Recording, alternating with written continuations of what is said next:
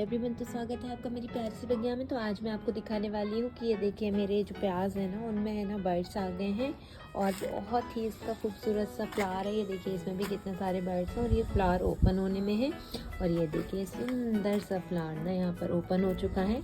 इस बार मैंने फ्लावर्स रखे हुए हैं ताकि मैं प्याज के जो सीड्स हैं वो बना सकूँ। और यहाँ पर भी देखिए, यहाँ पर भी है ना, ये कितने सुंदर लग रहे हैं। तो नेक्स्ट टाइम ना मतलब मैं इन्हीं सीड्स से अपने जो प्याज उगाऊंगी। ये तो मैंने अपने नॉर्मल प्याज से बनाए हुए थे, तो मैं आपको सीड्स से प्याज उगाना और कैसे सीड्स को प्रिजर्व किया जाता है वो भी इस बारे में डिटेल्स दूंगी। तो चलिए फ्रेंड्स, बने रहिए मेरे साथ और भी ऐसे कई सारे वीडियो में। तब तक के लिए बाय बाय।